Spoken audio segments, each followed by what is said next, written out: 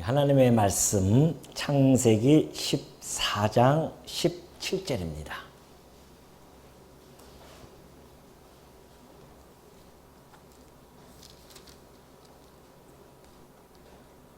창세기 14장 17절.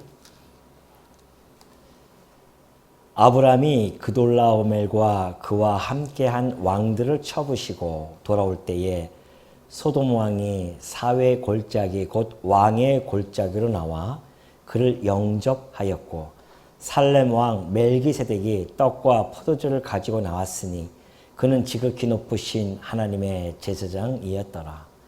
그가 아브람에게 축복하여 이르되 천지의 주제이시여 지극히 높으신 하나님이여 아브람에게 복을 주옵소서. 너희 대적을 내 손에 붙이신 지극히 높으신 하나님을 찬송할지로다 하매 아브라함이 그 얻은 것에서 10분의 1을 멜기세덱에게 주었더라. 20절까지 봉독해 드렸습니다. 지난 시간에 북방에 있는 연합군과 그리고 남방에 있는 그 연합군의 한판 전쟁이 벌어졌음을 우리는 살펴본 바가 있습니다. 소돔과 고모라를 중심으로 해서 했던 그 남방 왕은 동방에서부터 온 그러한 그돌라오멜이라고 하는 그 왕을 중심으로 해서 연합되어진 나라들과 전쟁을 벌였지만 결국은 패퇴하게 되어지고 모든 것을 다 뺏기게 되어집니다. 이때 아브라함은 그 소식을 듣고 단숨에 올라가서 그 연합군들을 기습작전을 통하여 물리치고 모든 것을 다 찾아오는 그러한 내용을 우리가 살펴본 바가 있죠. 이 모든 것들이 하나님께서 아브라함을 아브라함답게 하게 하시려는 그러한 섭리의 목적을 가지고 진행되었음을 우리가 살펴보았었습니다. 오늘은 계속해서요. 이제 아브라함이 전리품을 가지고 고향으로 내려오다가 멜기세덱, 그 살렘 왕이라고 하는 멜기세덱을 만나는 현장을 우리가 지금 살펴보게 되어집니다.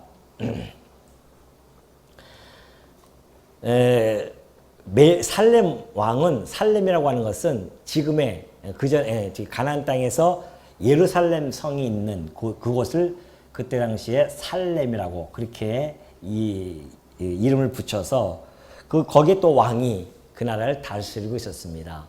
그러니까 그곳에는 이미 함 족속이 살고 있고요. 그 살렘이라고 하는 곳에도 함 족속이 살고 있었습니다. 그때에 멜기세덱이 이제 아브라함과 그의 가신들이 오는 것을 보고 환영을 해주고요. 떡과 포도주를 가지고 나와서 그들에게 나눠주게 되어줍니다. 근데 여기서 이 멜기세덱에 대한 소개를 18절에서 이렇게 해주고 있습니다. 그는 지극히 높으신 하나님의 제사장이었더라. 그런 이야기를 합니다. 어떻게 그가 제사장이 하나님의 제사장이 되어지는지는 구체적으로 언급되어 있지는 않습니다. 그러나 분명한 것은 결과적으로 봤을 때 그는 하나님의 제사장이었고 그 함 족속이 살고 있는 가나안 땅에서 살렘 왕으로서 하나님의 제사장이었다는 사실입니다. 근데 그가 아브라함에게 축복을 합니다. 그러면서 천지의 주제이시여, 그렇죠? 하늘과 땅을 주관하시고 다스리시는 주님이시여, 천지의 주제이시여, 지극히 높으신 하나님이여, 그렇게 합니다. 하나님을 성원을 찬송하게 되어지죠. 지극히 높으신 하나님이여 아브라함에게 복을 주옵소서. 복을 빌어줘요. 갑자기 나타나서 그러면서 하는 이야기가 너희 대적을 내 손에 붙이신 지극히 높으신 하나님을 찬송할지로다 그럽니다. 지금 너희들이 가서 그 왕들과 싸워서 승리하고 돌아온 그 사건이 거기에 대한 역사적 해석이 지금 가미가 되어집니다. 그 역사적 사건은 바로 지극히 높으신 하나님께서 그 대적을 네 손에 붙여서, 즉 아브라함 손에 붙여서 너로 하여금 승리케 해준 사건이다. 이렇게 지금 해석을 해주고 있습니다. 우리가 이 성경의 역사서를 공부하는 것은, 상고하는 것은 이런 해석의 틀을 우리가 얻게 되어집니다. 일반 역사를 우리가 공부하게 되어지면은 해석의 틀은 없어요. 일반 역사는 나타난 그 사건 자체만을 기록하게 되어집니다. 그러나 성경은 분명하게 본 주어가 적나라하게 나타나게 되어집니다.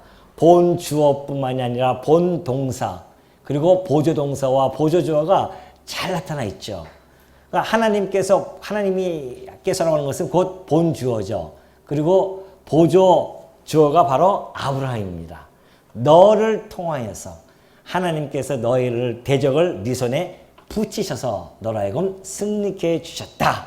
그렇게 이야기를 하게 되어집니다. 그러니까 아브라함이 와서 자랑할 것이 하나도 없습니다.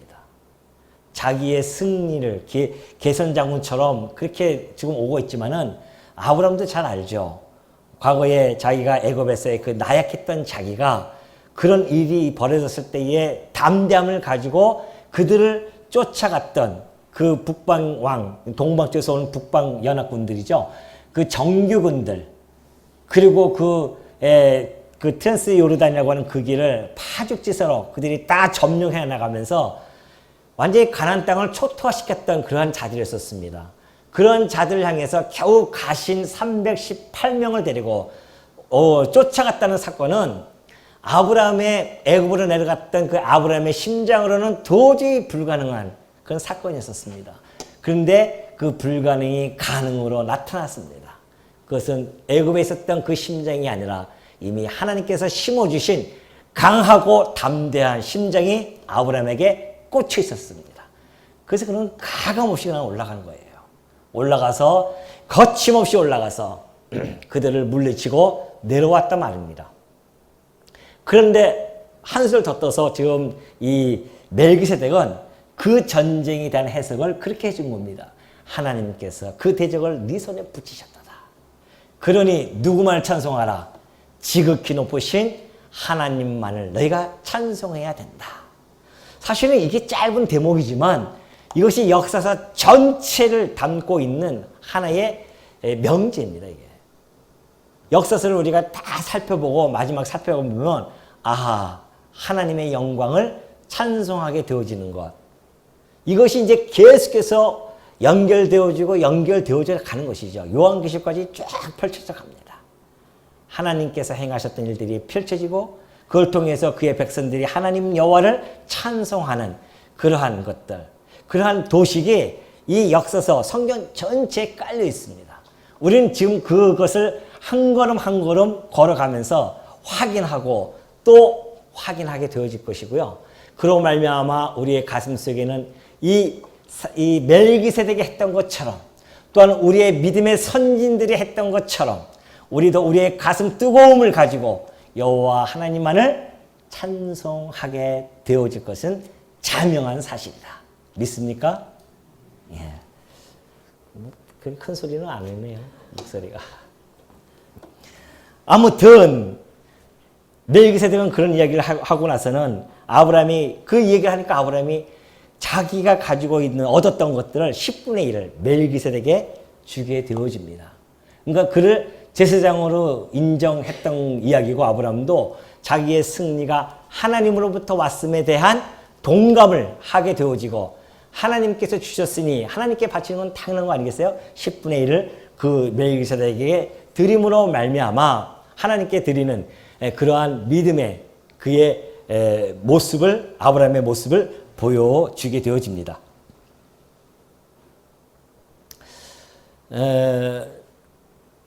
이 멜기세덱이 지금 오늘 이렇게 나왔는데요. 사실 이 멜기세덱이 이렇게 여기서 나오고 나서 그다음부터는 역사서에서는 안 나타납니다. 안 나타나고 나서는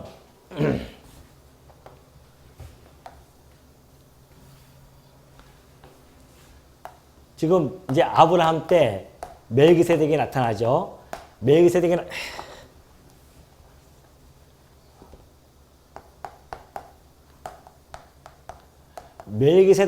나타나고 나서는, 그리고 이제 예수님 오실 때까지 멜기세덱은 역사 속에서 나타나지 않습니다. 그런데 놀랍게도요, 예수님 오시기 전에 아브라함은 약 2000년 전 사람입니다. 2000년 전 사람이었고, 그리고 아브라함으로부터 시작해서 약 1000년이 흐릅니다.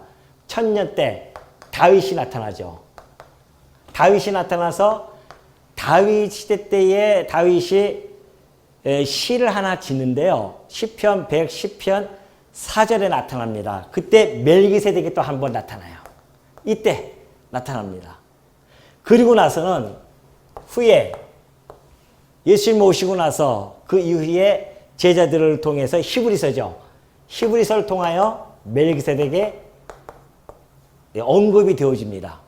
그러니까 이때 역사적으로 나타났고요. 멜기세덱이 역사적으로 나타났고, 다윗 시대 때 멜기세덱에 대한 이건 예언입니다. 예언을 해 주셨고, 그리고 나서 이 예언에 대한 부분을, 이 역사적인 사실과 예언에 대한 부분을 히브리서 기자는 해석을 해줍니다. 여기서 해석을 해줘요.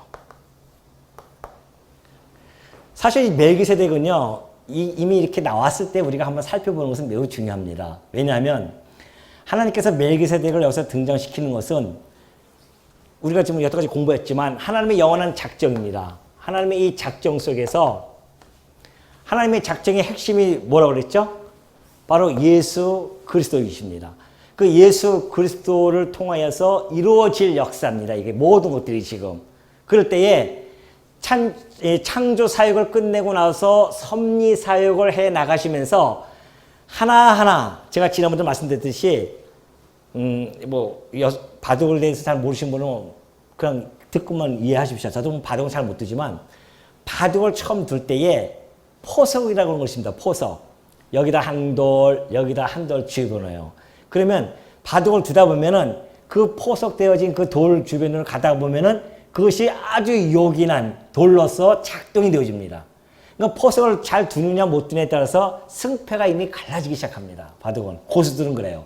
그래서 딱 포석을 뒀을 때에 이제 앞으로 이것이 어떻게 전개되어질 것인가를 생각하면서 이 포석의 돌이 얼마나 중요한 걸 알게 되어집니다. 그럼 글로 가다 보면은 그 돌이 거기서 결정적으로 작용을 해가지고서는 뭐 대마를 죽이기도 하고 살리기도 하고 그러한 역할을 하게 되어집니다. 그것처럼 하나님께서는 지금 전체 역사 속에서 섭리할 것을 딱 이제 구성해 놓고 시작하시잖아요. 시작하실 때에 포석을 놓듯이 하나 한 개 이렇게 두고 계시는 겁니다. 그 중에 하나가 지금 멜기세덱이에요. 그러니까 멜기세덱도 하나님께서 역사 섭리 속에서 아주 중요한 요소로 작용되어지기 때문에 이미 여기 때 아브라함 때 포석으로 하나 딱 두신 겁니다. 그리고 이제 2000년 그리고 요 포석을 둔 중요성을 다윗의 시를 통하여 예언을 해주시고요. 그리고 마침내 2000년 후에 예수 그리스도를 통하여 완벽하게 적중이 되어집니다. 그러니 이 멜기세덱에 대한 부분을 우리가 이 시간에 한번 살펴본다고 하는 것은 매우 중요한 시간이 되어질 수밖에 없죠. 그래서 우리가 한번 좀 시간이 될 때까지 우리가 한번 살펴보는데요. 아까 얘기했듯이 시편 110편 4절에 있는 그 예언의 말씀 꼭 한번 살펴보고 넘어가 봅시다. 찾으시기 바랍니다. 시편 110편.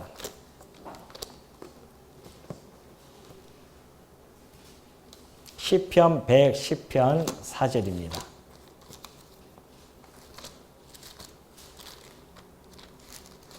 찾으셨죠? 예, 그럼 한번 우리 다 같이 읽어보도록 하겠습니다. 자, 시작.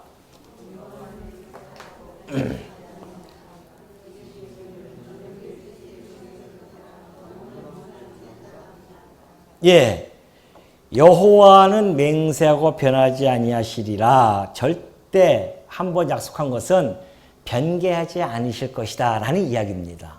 여호와께서는. 왜? 그 이름대로 그럴 수밖에 없죠. 그런데 그분이 말씀하시기를 너는 멜기세덱의 반차를 따라 영원한 제사장이라 하셨도다. 그런 말씀을 해주게 되어지죠. 지금 이 110편은요, 다윗이 메시아에 대한 시입니다. 이것은. 메시아에 대한 시인데 그 중에 1절부터 쭉 메시아에 대한 이야기를 하다가 4절에서 그 주라고, 다윗이 주라고 하는 자, 그분이 곧 장차 오실 메시아거든요. 이 하나님 우편에 계신 그 메시아에 대한 것을 지금 시로 이야기하게 되어지는데, 그분을 향해서 하나님께서 이렇게 말씀하셨다는 겁니다. 우리 예수님을 통해 메시아에게 너는 멜기세덱의 반차를 따라 영원한 제사장이 되리라. 이때 예언을 그렇게 해주셨어요. 그리고 또 천년이 흐르는 겁니다. 천년이 흐르고 나서 예수님이 이 땅에 오셨습니다. 자, 예수님은 무엇으로 오셨냐면은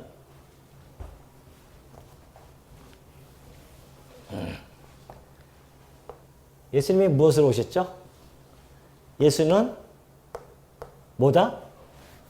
그리스도다. 그런 이야기입니다. 지난번에 제가 한번 전체로 설명할 때 얘기 들었기 때문에 여러분 잘 아실 것입니다.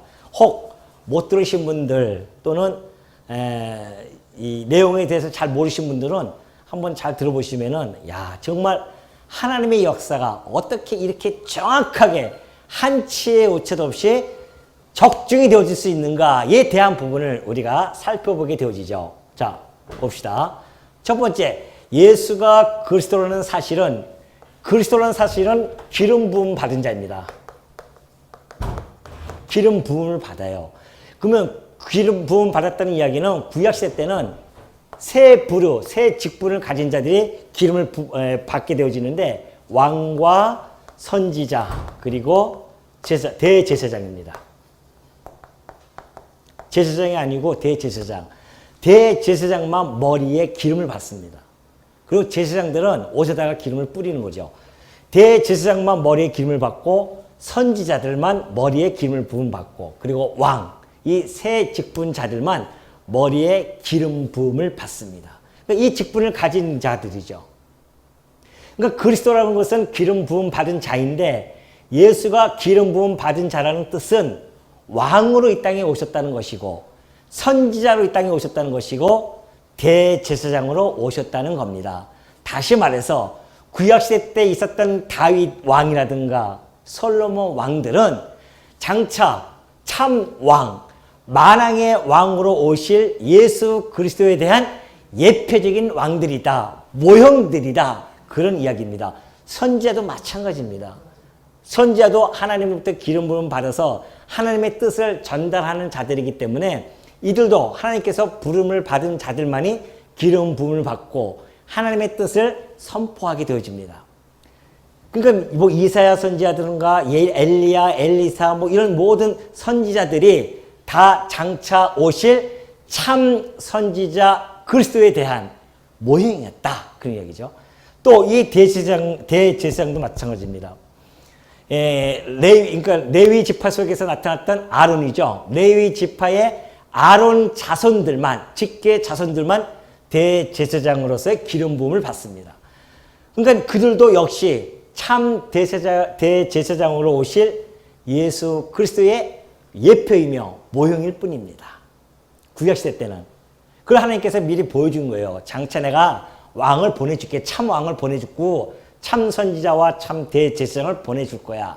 그런데 정말 2000년 후에 하나님께서는 그 이스라엘 나라를 세우시고 그걸 역사적으로 보여줬는데, 진짜 예수님이 오셔서 만왕의 왕으로 오셔가지고서는 자연 만물서부터 시작해서 마음대로 다스림을 다 보여줍니다. 그게 마태복음 처음부터 나오잖아요.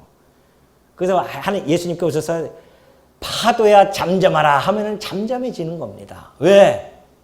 우주 만왕의 왕으로 오셨기 때문에 그 왕의 명령을 들을 수밖에 없는 거죠. 귀신아 물러가라 한마디 하면 모든 영계를 다스리시는 만왕의 왕이시기 때문에 귀신도 물러갈 수밖에 없고요. 그 모든 걸 다 직접 보여주셔서 왕으로 보여준단 말입니다. 선지자도 마찬가지죠. 예수님이 오셔서 죽은 자도 살리고 뭔가 표적과 이적을 다 행하십니다.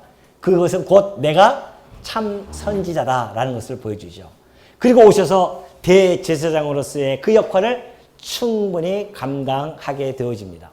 자, 그렇다고 한다면 오늘 우리가 눈여겨볼 것은 바로 이 대제사장입니다. 유대인들이 우리가 50보 100보 양보한다 치자. 자, 예수가 그리스도라는 사실이 유다 족속으로 오셨기 때문에 그가 왕이 되어졌다고 하는 것은 우리가 한번 받아들일 수 있겠다. 그러나 이건 어떻게 하겠냐는 거죠. 이거는 대제사장은. 왜냐하면 하나님께서 아브라함에게 말씀해 주셨듯이 아브라함과 이삭과 야곱이죠. 그죠? 야곱, 이때 이제 야곱이 태어나고 야곱의 12 후손이 있습니다. 그리고 유다에게는 네 족속, 네 후손이 왕족이 되어질 것이야 라는 것을 예언해 주셨고, 그 다음에 여기서 레위를 통해서는 레위 족속을 통해서 제사장 계열을 하나님께서 직분을 주신다고 약속을 해줬습니다. 그러니 제사장은 이 제사장 레위 지파에서 제사장이 나와야 되고 유다 족속에서 왕이 나와야 됩니다. 그래서 선지자는 각 지파에서 하나님께서 부르신 자들이 되어지기 때문에 그건 상관이 없지만 이것은 뚜렷하게 족속이 나눠져 있단 말입니다. 예수님이 유다 족속으로 왔으니까 그것은 받아들인다 할지라도 대제사장으로서 오셨다? 그가 어떻게 유다 족속인데 대제사장이 되어질 수 있느냐라고 반문하는 겁니다. 유대인들이. 그걸 히브리서 기자가 이 역사적인 사건과 그리고 다윗의 예언을 함께 묶어서 히브리서가 뭐예요? 히브리 민족에게 보내는 서신서란 말입니다. 히브리 민족들은 이 구약의 율법에 정통한 자들이에요. 다 알고 있습니다. 우리가 잘 모르니까 그냥 그런가 보다 하고 지나가지만 유대인들이라든가 이스라엘 사람들은 율법에 정통하니까 그들은 질문할 수 있단 말입니다. 어떻게 레위 지파도 아닌데 대제사장으로 할 수 있느냐? 그것을 이제 히브리서 기자가 풀어서 헤쳐나가는 겁니다. 그 내용을 우리가 한번 살펴보겠습니다. 히브리서로 넘어갑니다. 히브리서 5장으로 넘어갑니다.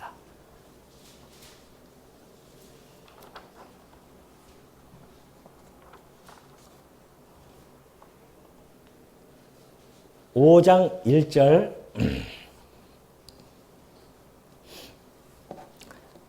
제가 읽어 나가도록 하겠습니다. 자, 대제사장마다 사람 가운데서 택한 자이므로 하나님께 속한 일에 사람을 위하여 예물과 속지 않은 제사를 드리게 하나니 그가 무식하고 미혹된 자를 능히 용납할 수 있는 것은 자기도 연약에 휩싸여 있음이라. 그러므로 백성을 위하여 속죄제를 드림과 같이 또한 자신을 위하여도 드리는 것이 마땅하니라. 이 존귀는 아무도 스스로 취하지 못하고 오직 아론과 같이 하나님의 부르심을 받은 자라야 할 것이니라. 그런 이야기합니다. 자, 대제사장은요, 대제사장이 하는 직무가 있습니다. 그리고 자격이 있어요. 직무는 자기의 죄뿐만이 아니라 백성의 죄를 위해서 그가 지성소에 들어갑니다. 지성소에 들어가면 봅시다. 이렇게 지성소 있죠? 휘장이 있고 있습니다. 이거 성소죠. 그리고 여기는 지성소입니다. 그리고 여기가 저기 등대가 있고 여기가 떡상이 있고 향단이 있는 곳이고 휘장이 가려져 있습니다. 이 성소에는 제사장들이 들어가서 섬기는 일을 합니다. 그러나 휘장 안에 들어가는 이 지성소에는 오로지 대제사장만이 들어갈 수가 있습니다. 그리고 요거는 이제 법궤입니다. 법궤 위에다가 속죄서를 하나님께서 이렇게 덮으라고 했죠. 천사들이 이렇게 양쪽으로 이렇게 있는 속죄서를 덮습니다. 그리고 1년에 한 차례 대제사장은 그 직무입니다. 7월 10일 날 대속죄일에 자기를 위하여 수송아지 하나를 잡습니다. 그리고 백성들을 위하여 염소를 잡아요. 그리고 그 피를 가지고 휘장 안에 들어가서 속죄소의 동쪽에다가 피를 뿌려요. 그러면 하나님께서 그 속죄를 받아주시면 이 대제사장이 나와서 만약에 그걸 받아주지 않으면 대제사장 여기 안에서 죽어버리는 겁니다. 그래서 대제사장들은 옷 밑에가 이 술을 달아가지고요, 딸랑딸랑 방울 소리가 들려요. 그래서 지금 움직이고 있으면 소리가 딸랑딸랑 하니까 지금 저 대제사장이 하나님 앞에 지금 이 제사장 직분을 이 중보자 백성과 하나님 사이에 이 중보자 역할을 좀 잘하고 있구나라는 것을 알 수가 있죠. 근데 만약에 불경해가지고서는 하나님이 죽여버리면 방울소리가 안 나는 거예요. 그러니 얼마나 그곳에 들어가려면 경건해야 되고 목욕 재개를 해야 되고 하여튼 까다롭게 해가지고 거룩하고 완전히 그런 상태에서 그가 들어가서 하나님 앞에서 백성들, 자기와 백성들의 죄를 위해서 속죄 제를 드리는 거란 말입니다. 그럼 하나님께서 오케이 딱 떨어지면은 나와가지고 백성들에게 선포를 합니다. 오늘 하나님께서 우리 죄를 용서해 주셨다 하면은 기뻐가지고서는 막 그냥 제 대잔치를 벌이고 그렇게 되어집니다. 그것이 바로 대제사장이 하는 직무예요. 그러니 그 자격을 아무나 주겠습니까? 오직 자격은 여기 4절에 있는 것처럼 이 종기는 아무도 스스로 취하지 못하고 오직 누구만 아론과 같이 하나님의 부르심을 받아야 됩니다. 네가 대제사장이 되라. 네가 해라. 하나님의 부르심을 받아야 돼요. 자기가 뭐 투표를 해서 되어지는 것도 아니고 자기가 하고 싶어서 자원해서 하는 일도 아닙니다. 하나님께서 반드시 하나님의 부름을 받은 자들만이 대제사장의 역할을 감당할 수가 있다는 것을 지금 5장 1절부터 4절을 통해서 이야기해 주는 거죠. 그러면서 5절에 보면 또한 이와 같이 그래요. 그리스도께서 대제사장 되심도 스스로 영광을 취하심이 아니다. 그런 이야기하죠. 거기 이 직무와 자격을 이야기하고 나서는 우리 주님도 이 아론의 대제사장들처럼 그렇게 동일하게 하나님께서 그 직무와 그리고 그 일을 행하셨다는 것을 설명해 주는 겁니다. 그 취하심이 아니요 오직 말씀하신 이가 그에게 이르시되 너는 내 아들이니 내가 오늘 올라왔고 또한 이와 같이 다른 데서 말씀하시되 내가 영원히 멜기세덱의 반차를 따르는 제사장이라 하셨으니 아까 시편이죠. 그는 육체에 계실 때에 자기를 죽음에서 능히 구원하실 이에게 심한 통곡과 눈물로 간구와 소원을 들어 올렸고 그의 경건하심으로 말미암아 들으심을 얻었느니라. 그가 아들이시면서도 받으신 고난으로 순종함을 배워서 온전하게 되셨은즉 자기에게 순종하는 모든 자에게 영원한 구원의 근원이 되시고 하나님께 멜기세덱의 반차를 따른 대제사장이라 칭하심을 받으셨느니라. 예수님께서 순종하심으로 말미암아 우리를 충분히 구원을 시킬 수 있는 대제사장으로서의 그 직무를 담당하셨고 뿐만이 아니라 그 자격은 바로 다윗을 통하여 예언했던 멜기세덱의 반차라는 것은 어떠한 방식을 이야기하는 겁니다. 멜기세덱과 같은 방식으로 대제사장이 되셨다. 이것을 지금 설명해 주고 있는 것이죠. 그러면서 하는 이야기가 11절 보여요. 멜기세덱에 관하여는 우리가 할 말이 많으나 너희가 듣는 것이 두나무로 설명하기 어려우니라. 때가 오래되었으므로 너희가 마땅히 선생이 되었을 터인데 너희가 다시 하나님의 말씀에 초보에 대하여 누구에게서 가르침을 받아야 할 처지이니 단단한 음식은 못 먹고 젖이나 먹어야 할 처지가 되었도다. 이는 젖을 먹는 자마다 어린아이니 의의 말씀을 경험하지 못한 자요 단단한 음식은 장성한 자의 것이니 그들은 지각을 사용함으로 연단을 받아 선악을 분별하는 자들이니라.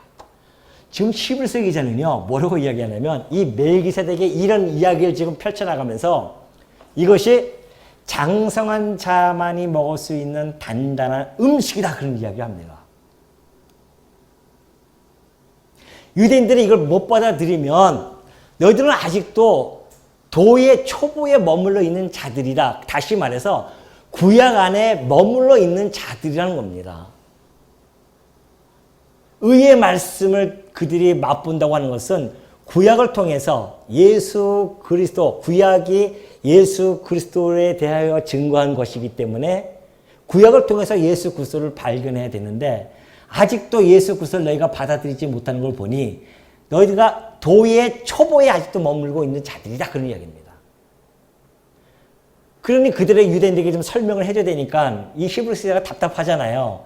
그러니 지금 이야기는 장성한 자만이 먹을 수 있는 음식인데 단단한 음식인데 하나님께서 너에게 지각을 열어서 이걸 좀 깨닫게 해주기를 원한다 그런 얘기입니다.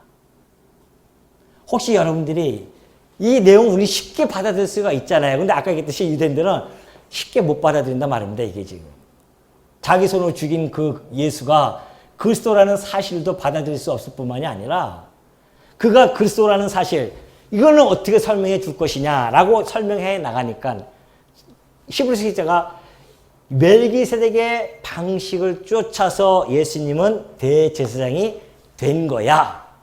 근데 그걸 받아들이려고 한다면 장성해야 받아들이는데 받아들이지 못하면 어쩔 수 없는 거고, 받아들이는 자는 바로 단단한 음식을 먹을 수 있는 자로서 장성한 자다. 그렇게 이야기합니다. 오늘 우리는 사실 장성한 자가 되어진 거죠. 왜? 이게 그냥 너무 쏙쏙 저만 들어옵니까? 확인해 봐야지. 저만 들어온 거야? 여러분도 들어오고 계십니까, 지금? 그러면 걱정하지 마십시오. 7장으로 넘어가겠습니다. 7장 넘어갑니다. 히브리서 기자가 하도 답답하니까 5장까지 이야기하고요. 6장부터 7장까지는 다른 이야기를 통해서 삥 돌려 이야기합니다. 그리고 나서 7장에서 다시 설명을 해 가기 시작하죠. 자, 보십시오. 이 멜기세덱은 살렘 왕이요. 너희들이 이제 모르니까 19절부터 볼까요? 6장 19절. 우리가 이 소망을 가지고 있는 것은 영혼의 닭 같아서 튼튼하고 견고하여 휘장 안에 들어가나니, 우리의 소망도 이제는 이 휘장 안에 들어갈 수 있게 되어졌다. 우리가. 아니, 어떻게 우리가 들어가요? 휘장 안에? 대제사장만이 들어갈 수가 있고 제사장들은 못 들어가요. 우리가 만인 제사장들인데 우리는 못 들어가는데도 불구하고 우리가 들어간다고 지금 히브리서 기자는 이야기합니다. 근데 그리로 앞서가신 예수께서 멜기세덱의 반차를 따라 영원히 대제사장이 되어 우리를 위하여 들어가셨다는 겁니다. 우리는 못 들어가는데 먼저 들어가신 분이 계셔요. 누가? 예수님께서 그 휘장을 가르시고 들어가셨단 말입니다. 그렇죠? 십장에서 딱 이제 모든 것이 끝났다, 다 이루어졌다 하면서 딱 돌아가시니까 하늘에서부터 휘장이랑 확 갈라집니다. 영원히 펼쳐지지 아니할 것 같았던 그 휘장이 쫙 갈라져요. 그리고 우리 주님께서 이 안에 들어가셨단 말입니다. 들어가신 거란 말입니다. 휘장이 갈라져가지고 주우심으로 말미암아. 다시 말해서 그분이 당신의, 이제 이따 다 설명이 나오겠지만, 당신의 육체로 말미암아 매일 죽어야 하는 그 숫송아지 염소의 제물이 아니라 당신의 거룩한 몸을 제사로 제물로 삼아서 그 속죄소에서 피를 뿌림으로 말미암아 휘장이 갈라지고, 이제는 누구든지 이 위험한 곳, 아무나 들어갈 수 없는 이곳, 이 하나님의 법궤가 있는, 하나님이 임재해 계신 그곳에 누구든지 다 들어갈 수 있도록 휘장을 갈라놓으셨단 말입니다. 누가? 우리 주 예수 그리스도께서. 그래서 여러분과 제가 담대하고도 당당하게도 얼로 이 휘장 안으로 들어갈 수가 있게 되어진 겁니다. 하나님 앞에 당당하게 나아갈 수 있게 되어진 거예요. 그러니 우리의 대장 되신 예수 그리스도를 따라서 한 걸음 한 걸음 간다고 하는 것이 얼마나 놀라운 일이고 영광된 길이고 담대한 길이 되어질 수밖에 없음을 우리들에게 지금 잘 증거해주고 있죠. 그 이야기를 하면서 이제 7장으로 넘어간 겁니다. 자, 이 멜기세덱은 이제 설명을 해주는 거예요. 히브리서 기자가 여기에 대한 역사적인 이 멜기세덱과 그리고 예언과 이 모든 것을 이제 설명을 해줍니다. 자, 이 멜기세덱은 살렘 왕인데 지극히 높으신 하나님의 제사장이라 여러 왕을 쳐서 죽이고 돌아오는 아브라함을 만나, 지금 이 역사적인 사실이죠. 그걸 설명합니다. 복을 빈 자라. 아브라함이 모든 것의 10분의 1을 그에게 나누어 주니라. 그 이름을 해석하면 먼저는 의의 왕이요, 그리고 다음은 살렘 왕이니 곧 평강의 왕이라 그럽니다. 멜기세덱이라고 하는 것은 헬라어입니다. 그리고 히브리어는 말키 체데크라는 용어예요. 체데크라는 것은 의라는 뜻을 가지고 있고요. 그리고 이 말키 체데크라고 하는 것은 의의 왕이라는 뜻을 가지고 있는 겁니다. 그걸 지금 해석을 해주는 거예요. 성경은 해석의 원리가 있어요. 성경은 하나님께서 구약을 통해서 말씀해 주셨고 예수님이 오셔서 말세에는 그의 아들을 통하여 말씀해 가십니다. 그러니까 구약의 모든 해석을 예수님이 오셔서 그 해석의 원리를 제공해 주셨단 말이죠. 성경은 곧 내게 대하여 증거한 것이야. 곧 율법과 시와 선지서는 내게 대하여 증거한 것이야. 그래서 구약은 모든 해석이 다 그리스도에게 집중이 되어야 됩니다. 그게 해석의 원리예요. 그리고 예수님이 오셔서 그 해석을 다시 구약에 있는 부분을 재해석을 해줍니다. 그리고 그 사도들도 함께 해석을 해줘요. 그래서 우리가 구약의 해석을 현 시대에 끌고 오는 것은 참 조심스럽게 우리가 해야 할 부분입니다. 일단은 우리 주님께서 해석을 해주시고 예수님께 하신 그 예언의 말씀, 그리고 사도들이 했던 그 예언의 말씀을 집중해서 우리가 연구를 하는 것이, 왜? 구약의 예언은 예수님에게 다 집중되어 있었으니까. 그 이후에는 예수님과 사도들이 구약에 있는 이야기들, 예언들을 다시 재해석을 해주고 율법을 다시 재해석해 주었듯이 해석을 해서 다시 예언해 주십니다. 이 해석이 기본적인 틀이기 때문에 이런 해석을 우리가 가지고 있고요. 그것처럼 지금 이 구약의 이 역사적인 사건과 예언들을 지금 누가 해석합니까? 사도가들이 지금 해석해 주고 있잖아요. 이 살렘 왕이라고 하는 것은 의의 왕이라는 뜻이, 그의 멜기세덱이라고 하는 그 이름은 의의 왕이라는 뜻이고, 그가 살렘 왕이라고 창세기에서 나왔는데 그것이 곧 평강의 왕이라는 뜻이다. 이렇게 해석을 해줍니다. 그러면서 아버지도 없고 어머니도 없고 족보도 없고 시작한 날도 없고 생명의 끝도 없어 하나님의 아들과 닮아서 항상 제사장으로 있느니라. 그런 이야기예요. 그가 왜 아버지가 없이 어떻게 태어날 수 있겠습니까? 어머니 없이 태어날 수 없죠. 그럼에도 불구하고 히브리서 기자는 멜기세덱을 이렇게 평가합니다. 아버지도 없고 어머니도 없고 족보도 없고 시작한 날도 없고 생명의 끝도 없고, 그래서 하나님의 아들과 닮아서 항상 제사장으로 있느니라. 예수 그리스도와 멜기세덱과 닮은 면이 있다. 서로 방불하다. 그런 이야기를 합니다. 아까 얘기했듯이 의의 왕, 평강의 왕, 그것을 이사야 선지자가 얘기했듯이 뭐라고 합니까? 장차 의의 왕, 평강의 왕이 올 것이요. 예수님이 오셔서 의의 왕으로서 평강의 왕으로 오셔가지고서는 우리들에게 평강을 주셨고 우리에게 의를 실현해 주셨습니다. 뿐만이 아니죠. 아버지도 없고 엄마도 없다 그래요. 우리 예수님이 육신의 법적으로는 요셉이 아버지고, 그 다음에 마리아가 어머니지만 요한복음 1장에 보니까 그래요. 태초에 말씀이 계시니라. 그 말씀이 하나님과 함께 계셨는데, 그 말씀이 곧 하나님과 함께 계셨는데, 그 말씀이 곧 누구예요? 그리스도다. 하나님이신데 곧 그리스도라. 그런 이야기 하잖아요. 그러니까 우리 주님께서는 아브라함 유대인들에게 그런 이야기 하죠. 내가 아브라함이 나기 전에, 아브라함이 이 땅에 태어나기 이전에 내가 있었다.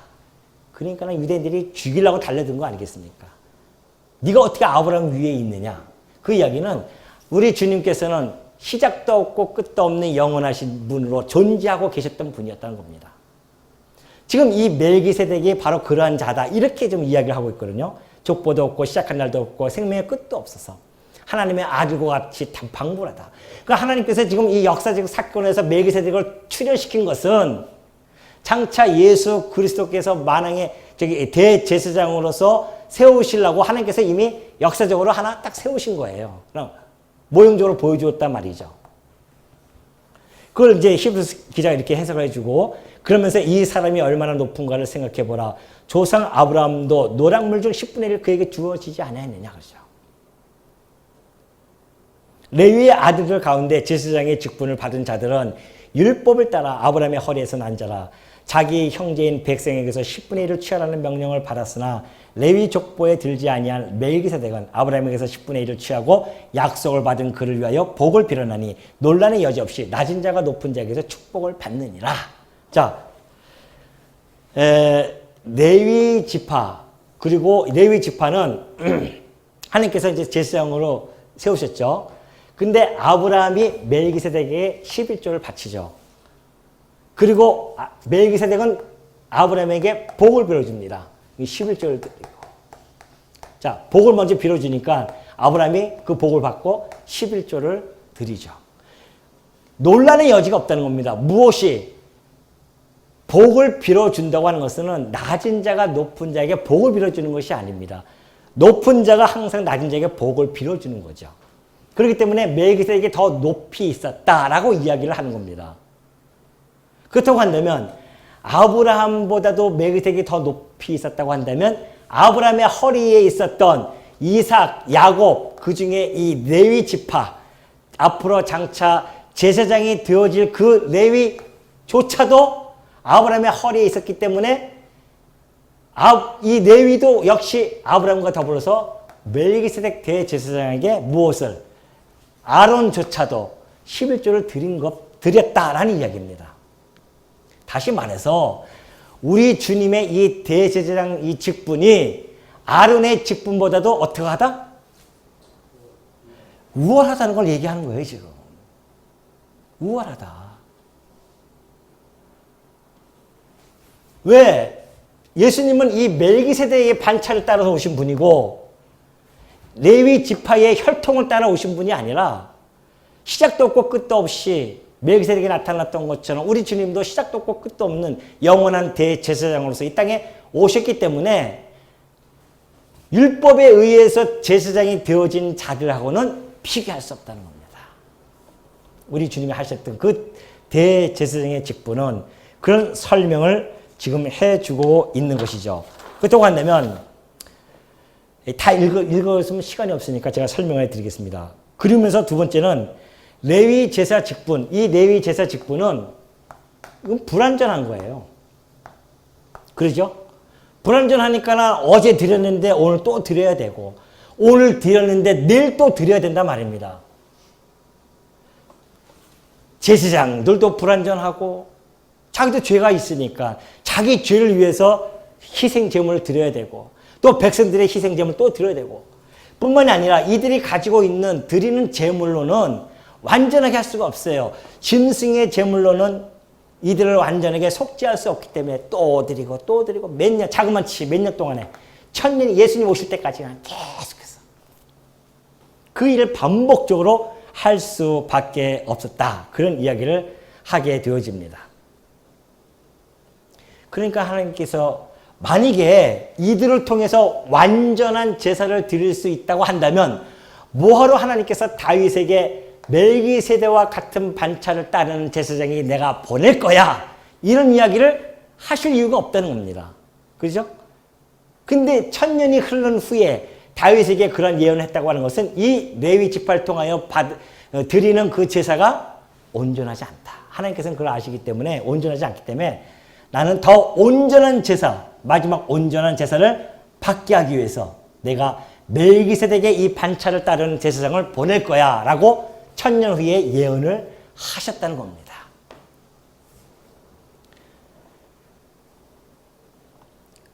그러면서 하는 얘기가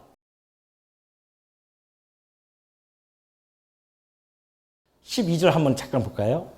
11절. 레위 계통의 제사 직분으로 말미암아 온전함을 얻을 수 있었으면 어찌하여 아론의 반차를 따르지 않고 멜기세덱의 반차를 따르는 다른 한 제사장을 세울 필요가 있겠느냐 그런 이야기죠. 제사 직분이 바뀌었은즉 율법도 반드시 바꿔지라. 이때 이미 제사 직분이 바뀌었으니까 율법도 바뀌어진다는 겁니다. 어떻게? 한 사람도 제단 일을 받들지 않는, 이것은 한 사람도 제단 일을 받들지 않는 다른 지파에 속한 자를 가리켜 말한 것이다 그래요. 그러니까 레위 지파가 아니라는 것이죠. 우리 주께서는 유다로부터 나신 것이 분명하다. 그렇죠? 이 지파에는 모세가 제사장들에 관하여 말한 것이 하나도 없고 멜기세덱과 같은 별자를 한 제사장이 일어난 것을 보니 더욱 분명하다. 그는 육신에 속한 한 계명의 법을 따르지 아니하고 오직 불멸의 생명의 능력을 따라 되었으니 증언하기를 내가 영원히 멜기세덱의 반차를 따르는 제사장이라 하였도다. 그런 이야기를 하는 것이죠. 그 유다 지파가 아닌 레위 지파가 아닌 다른 지파에서 나타날 것을 예언해 주셨고 그 지파가 바로 유다 지파로 예수님이 오셨기 때문에 바로 이 예언은 예수님을 향하여 예언한 내용이 틀림이 없고 예수님은 그걸 이루셨다. 그런 이야기를 하는 겁니다. 그러면서 20장부터 25절까지 넘어가면서 예수님의 그 제사장직은 영원하고 온전해서 우리를 구원하기에 충분하다라는 이야기를 하게 되어지는데요. 그 제사장직의 정통성, 이것은 곧 언약에 근거하는 것이다 그래요. 이 언약에 근거해서 오셨기 때문에 이것은 정통한 것이다. 뿐만이 아니라 결과적으로 보면은 예수 그리스도께서는 죽으셨는데 제물로 죽으셨는데 그걸 끝난 게 아니잖아요. 3일 만에 부활하셔서 하나님 보좌 우편에서 지금 여전히 우리를 위하여 대제사장의 역할을 감당하고 계십니다. 그러니 그의 제사는 단 한 번의 제사로 영원한 제사가 되어졌고 또 우리를 끊임없이 하나님과 우리의 사이를 끊임없이 중보해 가고 계십니다. 어디서요? 어디서요? 하나님 보좌 우편에 계셔서. 왜? 부활해서 승천하셨기 때문에. 이들은 계속해서 죽어서 다 무덤 안에 들어가 있지만은 우리 주님께서 무덤에서 깨쳐 일어나셔서 하늘 보좌에 서서 하나님과 더불어서 그리고 우리들을 위하여 옆에서 간구하시고 대제사장의 역할을 지금도 하고 계십니다. 영원토록. 그러니 우리 주님의 그 시공형을 초월한 그 영원한 제사에 우리가 구원을 얻게 되어졌고 우리가 그 주 대제사장을 힘입어서 바로 이 성소에 들어가게 되어졌다는 이 사실은 하나님의 이 놀라운 역사적인 섭리를 우리가 바라보면서 어찌 우리가 감동하지 아니할 수 있겠냐 말이죠. 안 그래요? 2000년 전에 아니죠. 예수님 오시기 2000년 전에 아브라함에게 때 멜기세덱을 보내시고 예언하시고 이루어 주시고 한치 오차도 없잖아요. 하나님이 행하신 일에 한치 오차도 없어요. 우리 같았으면 얼마나 고민했겠습니까? 저 유다의 족속으로 보내야 되는데 왕으로. 저 레위 지파는 어떻게 될까? 레위 지파로 와서 대제사장이 돼야 되는데 우리의 이성으로는 고민할 수밖에 없죠. 이 두 가지를 다 어떻게 성립시킬 수 있을까? 근데 누구만 하실 수 있습니까? 하나님은 하실 수 있다는 겁니다. 그것이 바로 하나님의 전지하심. 그 전지하심에 의해서 이 역사 섭리를 이렇게 프로그램을 쫙 짜신 거예요. 그러니 이때 당시에는 모르죠. 왜 멜기세덱이 등장해야 되는지 몰랐어요. 그리고 다윗 시대 때 이 예언이 왜 무슨 예언인지 몰랐단 말입니다. 그런데 실체가 와서 이루어지고 보니까 사도들이 보니까 아하! 저 얘기가 그 얘기였었구나. 그걸 딱 깨달아진 거예요. 왜? 지혜의 영이신 성령께서 그 사도들에게 강림하셔서 지각을 열어 깨닫게 해주시니까 하나님 예수님이 살아생전에 하셨던 그 말씀이 기억이 나게 되어지고 그가 죽고 부활하신 모든 역사적인 사실이 구약에 있는 모든 것을 살펴보니까 예수님이 예언하셨던 아직 해석을 해 주셨던 것처럼 이 모든 것이 다 내게 대하여 증거한 것이다. 그러니 저 멜기세덱도 이쪽으로 예수님이 예수님께서 대제사장으로서 오실 것에 대한 모형과 그림자였구나. 이것을 히브리서 기자가 깨닫고서는 이렇게 상세하게 우리들에게 증거해 준 겁니다. 물론 히브리인들에게 증거했지만 그들이 받거나 말거나 오늘 이 시대에 우리는 이 말씀을 받게 되어졌습니다. 그러니 우리가 뭐가 있는 자다? 뭐가 있어요 우리가? 복이 있는 자죠. 이런 복을 어디서 받습니까? 아니 저도 감사하죠. 지금 나가서 내가 여기서 떠들어봤자 누가 이걸 알아듣겠습니까? 이걸 안 그래요?